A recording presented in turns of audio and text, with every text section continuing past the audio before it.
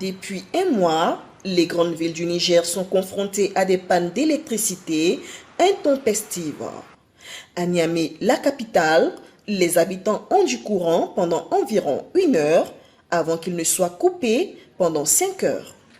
De telles coupures de courant inhabituelles au Niger affectent les activités des entrepreneurs et des commerçants. Et vraiment, toute notre activité est basée sur l'électricité. Et du coup, vraiment, on n'arrive pas à s'en sortir. Dans mes activités, là, par jour, je peux avoir au-delà de 5 000 dans une boutique par jour. Et l'autre aussi plus de 7 000 par jour. Mais maintenant, vraiment, c'est à peine qu'on arrive à avoir 1 000 francs même. Je vends des yaourts, de l'eau fraîche et nous savons tous que quand ces boissons ne sont pas fraîches, personne ne veut en acheter. Le délestage nous fait perdre beaucoup de clients parce que nos boissons ne sont pas fraîches. On a essayé de gérer ça. Avec un petit groupe électrogène, avec les panneaux aussi, les ampoules.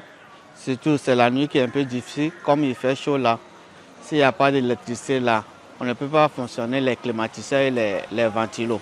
Mais si c'est dans la journée là, avec les groupes électrogènes là, on s'en sort un peu. On souhaite que la situation soit vite rétablie et puis qu'on trouve normalement l'électricité comme avant. Selon un analyste, ces coupures d'électricité vont gravement impacter la vie des Nigériens, dont la moitié vit avec 2,15 $ par jour, soit en dessous du seuil de pauvreté. Il souhaite que le Niger soit autonome en électricité. Les sanctions sont là pour pénaliser tout le monde. Donc la première des choses à faire, c'est d'essayer, même avant l'autonomie électrique, donc il faut essayer de trouver d'autres débouchés pour alléger les difficultés des peuples. Voilà, donc le plus important, ce qui est primordial, c'est l'autonomie.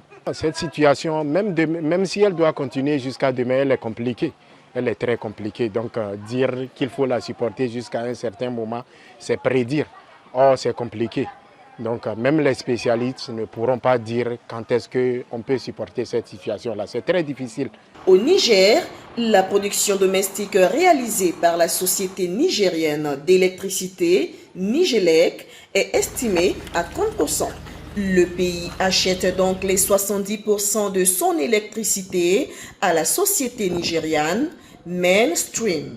L'énergie est produite par le barrage de Kenji dans l'ouest du Nigeria. Rappelons aussi que la CEDEAO avait imposé des sanctions au Niger à la suite du coup d'État, mais n'avait pas précisé si celle-ci incluait l'approvisionnement en électricité. Christina Niaouré, CGTN français.